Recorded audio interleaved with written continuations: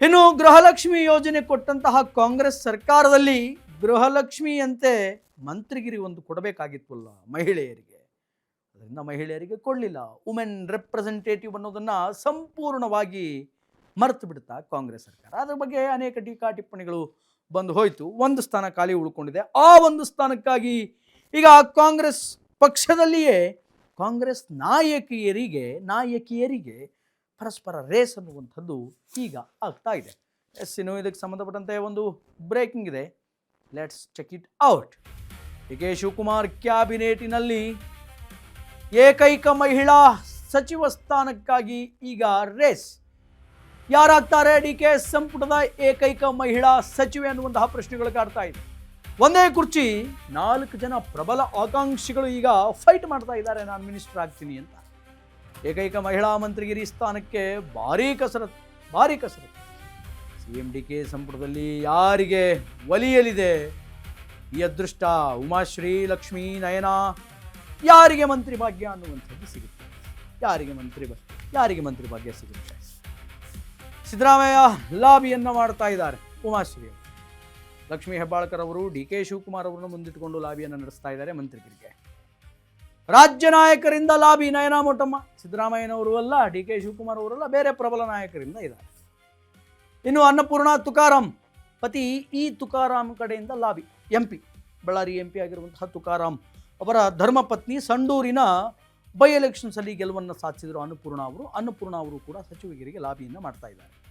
ಸ್ವಲ್ಪ ಪೊಲಿಟಿಕಲ್ ಸ್ಟ್ಯಾಟಿಸ್ಟಿಕ್ಸ್ಗಳನ್ನು ನೋಡ್ತಾ ಹೋದರೆ ಈ 4 ಜನರ ಪೈಕಿ ಇಬ್ಬರನ್ನ ಕೆಳಗಡೆ ಇಳಿಸ್ಬೋದು, ಹೊಡೆದು ಉರುಳಿಸಬಹುದು. ಒಂದು ನಯನಾ ಮೋಟಮ್ಮ, ಎಕ್ಸ್ಪೀರಿಯನ್ಸ್ ಇಲ್ಲ, ಪ್ರಥಮ ಬಾರಿ ಶಾಸಕಿ ಆಗಿರುವಂಥವ್ರು. ಸೊ ಏಕಾಏಕಿ ಸಚಿವ ಸ್ಥಾನ ಕೊಟ್ಬಿಟ್ರೆ ಒಂದು ಕಡೆ ಉಮಾಶ್ರೀಗೆ ಮತ್ತು ಯಾರಿಗೆ, ಲಕ್ಷ್ಮೀ ಹೆಬ್ಬಾಳ್ಕರ್ ಅವರಿಗೆ ಹರ್ಟ್ ಆಗುತ್ತೆ ಅನ್ನುವಂತಹ ಕಾರಣದಿಂದ ಸೀನಿಯಾರಿಟಿಯನ್ನು ಕೌಂಟ್ ಮಾಡಿಕೊಂಡು ನಯನಾ ಮೋಟಮ್ಮ ಅವ್ರನ್ನ ಕೆಳಗಡೆ ಇಳಿಸ್ಬೋದು. ಮತ್ತೊಂದು ಕಡೆ ಅನ್ನಪೂರ್ಣ ತುಕಾರಾಂ ಅವರು ಬೈ ಎಲೆಕ್ಷನ್ಸಲ್ಲಿ ಗೆದ್ದು ಬಂದಂಥವ್ರು, ಸಂಡೂರಿನ ಬೈ ಎಲೆಕ್ಷನ್ಸಲ್ಲಿ ಗೆದ್ದು ಬಂದಂಥವ್ರು. And she is also very new to politics, state politics. ಅಂದರೆ ಅಲ್ಲಿ ರೂರಲಿ ಪಾಲಿಟಿಕ್ಸ್ ಮಾಡ್ಕೊಂಡು ಬಂದಿರಬಹುದು, ಇಲ್ಲ ಅಂತ ಹೇಳ್ತಾ ಇಲ್ಲ, ಬಟ್ ಸ್ಟೇಟ್ ಪಾಲಿಟಿಕ್ಸ್ ಅಂತ ಬಂದರೆ ದಿಸ್ ಇಸ್ ಫಸ್ಟ್ ಟೈಮ್ ಅವರು MLA ಆಗಿರೋದು. ಆದ್ದರಿಂದ ಅವರನ್ನು ಕೂಡ ಕೆಳಗಡೆ ಇಳಿಸ್ಬೋದು. And very tough war happening between Umashree and Lakshmi Hebbalkar. Umashree ಅವರಿಗೆ ಈಗಾಗಲೇ ವೈಸ್ ಸ್ಪೀಕರ್, ಉಪಸಭಾಪತಿಯನ್ನಾಗಿ ಮಾಡಿದ್ದಾರೆ. ಆ್ಯಂಡ್ ಲಕ್ಷ್ಮೀ ಹೆಬ್ಬಾಳ್ಕರ್ ಅವರ ಹೆಸರು ಪ್ರಬಲವಾಗಿ ಕೇಳಿ ಬರ್ತಾ ಇದೆ. ಇದಕ್ಕೆ ಸಂಬಂಧಪಟ್ಟಂತೆ ಒನ್ ಮೋರ್ ಬ್ರೇಕಿಂಗ್ ಇದೆ, ನೋಡೋಣ. ಸಂಪುಟ ವಿಸ್ತರಣೆ ಅನ್ನುವಂಥದ್ದು ಹೆಂಗಾಗಿಬಿಟ್ಟಿದೆ ಅಂತಂದರೆ ಲಿಟ್ರಲಿ ಇದು ಮಕ್ಕಳ ಆಟದಂತಾಯಿತು. ಡಿ ಕೆ ಶಿವಕುಮಾರ್ ಅವರ ಈ ಸಂಪುಟ ವಿಸ್ತರಣೆ, ಸಚಿವರ ಆಯ್ಕೆ ಆದರೂ ಕೂಡ ಇನ್ನೂ ಮುಗಿತಾ ಇಲ್ಲ. ಗೊಂದಲ.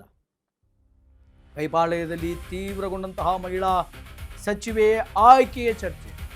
ಒಂದು ಮಹಿಳೆ ಸಚಿವೆ ಸ್ಥಾನ ಯಾರಿಗೆ ಅನ್ನುವಂತಹ ಕುತೂಹಲ ಕಾಡ್ತಾ ಇದೆ.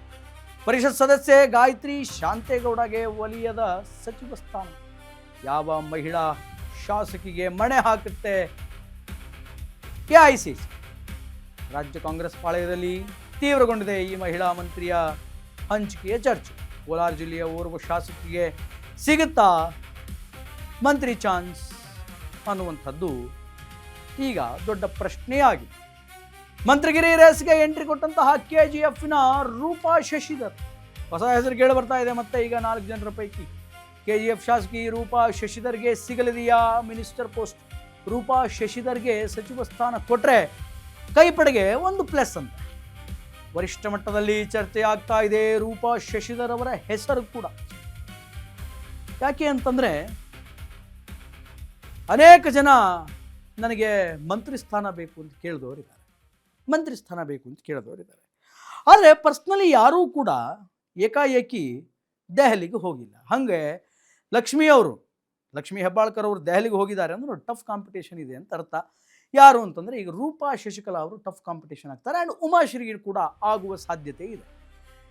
ರೂಪಾಗೆ ಲಾಟ್ರಿ ಆಗುವ ಸಾಧ್ಯತೆ ಇದೆ. ಕೋಲಾರ ಭಾಗಕ್ಕೆ ಸಚಿವ ಸ್ಥಾನ ನೀಡ್ತಾ ಇದ್ದಂತೆ ಈಗ ಅಂದರೆ ನೀಡುವಂತಹ ಸಾಧ್ಯತೆಗಳು ಕೇಳಿಬರ್ತಾ ಇದೆ. ಮಹಿಳಾ ಕೋಟದಲ್ಲಿ ಅದು ಒಂದು ಪೂರೈಸಿದಂಗೆ ಆಗುತ್ತೆ. ಕೋಲಾರಕ್ಕೆ ಸಚಿವ ಸ್ಥಾನ ಕೊಟ್ಟಿಲ್ಲ ಅಂತ. SC ಎಡಗೈ ವರ್ಗಕ್ಕೆ ಆದ್ಯತೆ ಸಿಕ್ಕಂತೂ ಕೂಡ ಆಗುತ್ತೆ.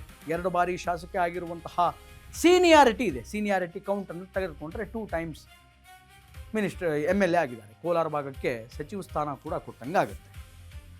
ಅದಾದ ಮೇಲೆ ಜಾತಿ ಲೆಕ್ಕಾಚಾರದಲ್ಲಿಯೂ ಕೂಡ ಅವರಿಗೆ ಒಂದು ಮಣೆ ಹಾಕಿದಂತಾಗುತ್ತೆ. ಎಡಗೈ ವರ್ಗಕ್ಕೂ ಕೂಡ ಒಂದು ಏನು ಪ್ರಬಲವಾದಂತಹ ಸ್ಥಾನಮಾನವನ್ನು ಕೊಟ್ಟಂತಾಗುತ್ತೆ ಅನ್ನುವಂತಹ ವಿಚಾರಗಳು ಬೆಳಕಿಗೆ ಬರ್ತಾ ಇದೆ. ನೂತನ MLC ಆಗಿ ಗಾಯತ್ರಿ ಶಾಂತೇಗೌಡ ಪದಗ್ರಹಣವನ್ನು ಮಾಡ್ತಾ ಇದ್ದಾರೆ. ಪದಗ್ರಹಣದ ಬಳಿಕ ಮಂತ್ರಿಗಿರಿಗೆ ಈಗ ಲಾಬಿ ಶುರುವಾಗಿದೆ. ಕಾನೂನು ಹೋರಾಟದಲ್ಲಿ ನಾನು ಗೆದ್ದು ಬೀಗಿದ್ದೇನೆ ಅನ್ನುವಂತಹ ಮಾತನ್ನು ಹೇಳ್ತಾ ಇದ್ದಾರೆ ಗಾಯತ್ರಿ ಶಾಂತೇಗೌಡ.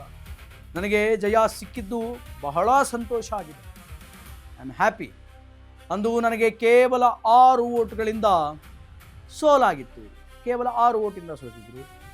ಕೆ ಶಿವಕುಮಾರ್, ಸಿದ್ದರಾಮಯ್ಯ ಕೋರ್ಟ್ ಮೊರೆ ಹೋಗಿ ಅಂತ ನನಗೆ ಸೂಚಿಸಿದರು. DK ಸಿದ್ದು ಸೂಚನೆಯಂತೆ ನಾನು ಕೋರ್ಟ್ಗೆ ಮೊರೆಯನ್ನು ಹೋಗಿದ್ದೆ. ಕೊನೆಗೂ ಕಾನೂನಾತ್ಮಕ ಹೋರಾಟದಲ್ಲಿ ನನಗೆ ರೈಟ್ ನೌ ಈಗ ಗೆಲುವು ಅನ್ನುವಂಥದ್ದು ಸಿಕ್ಕಿದೆ, ಜಯ ಸಿಕ್ಕಿದೆ. ಮುಂದಿನ 1 ವರ್ಷಗಳ ಕಾಲ ಒಳ್ಳೆಯ ಕೆಲಸವನ್ನು ಮಾಡ್ತೀನಿ ಅನ್ನುವಂತಹ ವಿಚಾರವನ್ನು ಈಗ ಗಾಯತ್ರಿ ಶಾಂತೇಗೌಡ ಅವರು ಹೇಳಿದ್ದಾರೆ. ಆ್ಯಂಡ್ ನಮ್ಮ ಪ್ರತಿನಿಧಿ ಜೀವನ್ ಜೊತೆ ಗಾಯತ್ರಿ ಶಾಂತೇಗೌಡ ಅವರು ಮಾತಾಡಿದ್ದಾರೆ. ಏನು ಮಾತಾಡಿದ್ದಾರೆ ಅನ್ನುವಂಥದ್ದನ್ನು ಕೇಳ್ಕೊಂಬರೋಣ. S byte please. ಜೊತೆ ಮಾತನಾಡಲಿಕ್ಕೆ ಪರಿಷತ್ ಸದಸ್ಯರಾದಂತಹ ಗಾಯತ್ರಿ ಶಾಂತೇಗೌಡ ಅವರಿದ್ದಾರೆ, ಅವ್ರನ್ನ ಮಾತಾಡ್ಸೋಣ. ಮೇಡಮ್, ಮೊದಲಿಗೆ ಏನು ಪರಿಷತ್ 4.5 ವರ್ಷದ ಹಿಂದೆನೇ ಆಗಬೇಕಿತ್ತು, ಆದರೆ ಇಲ್ಲಿವರೆಗೂ ತಡ ಆಯಿತು. ಫಸ್ಟ್ಲಿ ಏತಕ್ಕೆ ಮೇಡಮ್? ಕೋರ್ಟಲ್ಲಿ ಇತ್ತಲ್ಲ, ಅದರಿಂದ ತಡವಾಗಿದೆ ಮೇಡಮ್. ಅದನ್ನೇ ಈಗ ಇಲ್ಲಿವರೆಗೂ ಕೂಡ ಕಾನೂನು ಹೋರಾಟವನ್ನು ಮಾಡಿಕೊಂಡು ಇಲ್ಲಿಗೆ ಗೆದ್ದಿದ್ದೀರಾ. ಇದಕ್ಕೆ ಮೇಯ್ನು ಇವಾಗ ಕಾನೂನು ಹೋರಾಟ ಮಾಡಬೇಕು ಅಂತ ಅನಿಸಿದ್ದು ಏತಕ್ಕೆ ಸ್ಟಾರ್ಟಿಂಗಲ್ಲಿ? ನನಗೆ ಬಹಳಷ್ಟು ಅಂತರಗಳಿಂದ ನಾನು ಸೋತಿದ್ರೆ ನಾನು ಕೋರ್ಟಿಗೆ ಹೋಗ್ತಾ ಇರಲಿಲ್ಲ. ನನಗೆ ಬರೀ 6 ಮತಗಳ ಅಂತರದಿಂದ ನಾನು ಸೋಲನ್ನು ಕಂಡಿದ್ದೆ. ನಾನು ಅಲ್ಲಿ ಏನು ನನ್ನ ಎಲೆಕ್ಷನ್ ಆಫೀಸರ್ ಇದ್ರಲ್ಲ, ಅವ್ರಿಗೆ ನಾನು ಲೆಟ್ರ್ ಕೊಟ್ಟಿದ್ದೆ. ನೀವು ನಾಮಿನಿ ವೋಟರ್ಸು ಬಂದಿದೆ, ನೀವು ಅವ್ರನ್ನ ಕನ್ಸಿಡರ್ ಮಾಡಬಾರ್ದು ಅಂತ. ಆದರೂ ಸಹ 12 ವೋಟ್ಗಳನ್ನ ಹಾಕ್ಸಿದ್ರು. ಇದು NR ಪುರ, ಕೊಪ್ಪ, ಶೃಂಗೇರಿ, ಮೂಡಿಗೆರೆ 12 ವೋಟ್ ಹಾಕಿದ್ರು. ಅದರಿಂದ ನನಗೆ ಸಿದ್ದರಾಮಯ್ಯನವರು, DK ಶಿವಕುಮಾರ್ ಅವರು ಎಲ್ಲರೂ ನೀನು ಕೋರ್ಟಿಗೆ ಹಾಕಮ್ಮ, ಗೆಲ್ತೀಯ, 6 ವೋಟ್ ಮಾತ್ರ ಇದಾಗಿರೋದು ಅಂತ. ಅದೇ ಒಂದು ನಮ್ಮ ಇವರು ಕೋಲಾರ ಇದು ಆಯ್ತಲ್ಲ, ಅದರಿಂದ ನನಗೆ ಅದೊಂದು ಪಾಸಿಟಿವ್ ಆಗಾಯಿತು. ಹಿಂದೆ ಚಿತ್ರದುರ್ಗದಲ್ಲಿ ರುದ್ರಮ್ಮ ಅಂತ ಹೇಳಿ ಅವ್ರದ್ದು ಹೀಗೆ ಆಗಿತ್ತು. ಅದನ್ನು ನನಗೆ ಬಹಳಷ್ಟು ಜನ ಅವತ್ತು ಗೋಪಿಕೃಷ್ಣ ಅವರು, ತರೀಕೆರೆ ಗೋಪಿಕೃಷ್ಣ ಅವರು, ಅಕ್ಕ ನಮ್ಮದು ಒಂದು ರೆಕಾರ್ಡ್ ಇದೆ ಅದನ್ನು ತಗೊಳ್ಳಿ ಅಂತ ಹೇಳಿ ನನಗೆ ತಗೊಂಬಂದು ಕೊಟ್ಟರು. ಎಲ್ಲ ಅದು ಒಂದು ಬೇಸ್ ಇಟ್ಕೊಂಡು ಇವತ್ತು ನನಗೆ ಫಲಿತಾಂಶ ಪಾಸಿಟಿವ್ ಆಗಿ ಬಂದಿದೆ. ಈಗ ಪರಿಷತ್ನಲ್ಲಿ ಇವಾಗ ನೀವು ಸದಸ್ಯರಾಗಿದ್ದೀರಾ. ಈ ಒಂದು ಕಾನೂನು ಹೋರಾಟದಿಂದ ನೀವು ಗೆದ್ದಿರೋ ಅಂಥದ್ದು ಎಷ್ಟು ಖುಷಿ ಇದೆ? ತುಂಬ ಖುಷಿ ಆಗುತ್ತೆ. ಯಾಕೆಂದರೆ ಅವತ್ತು ಸಾವಿರಾರು ಜನ ಗಾಯತ್ರಕ್ಕ ಸೋಲ್ತಾ ಇರಲಿಲ್ಲ, ಸೋತರು ಅಂತೇಳಿ ಸಾವಿರಾರು ಜನ ಕಣ್ಣೀರನ್ನು ಹಾಕೊಂಡು ಹೋಗಿದ್ರು. ಇವತ್ತು ನನಗೆ ಅಧಿಕಾರ ಸಿಕ್ಕಿದೆ, ಅದನ್ನು ಸಹ ಸಂತೋಷ ಪಡ್ತಾ ಇದ್ದಾರೆ. ಅದ್ರ ಜೊತೆಗೆ ಇವತ್ತು ಆನಂದ ಭಾಷ್ಮ ಅಂತ ಏನು ಹೇಳ್ತಾರೆ, ನಮ್ಮ ಸಾವಿರಾರು ಕಾರ್ಯಕರ್ತರು ಇವತ್ತಿಗೂ ಸಹ ಅಯ್ಯೋ ಅಕ್ಕಂದಾಗಿರ್ಲಿಲ್ವಲ್ಲ ಅಂತಿದ್ರು. ಇವತ್ತು ಬಂದಿದೆ ಫಲಿತಾಂಶ, ಭಾಳ ಖುಷಿನಲ್ಲಿದ್ದಾರೆ.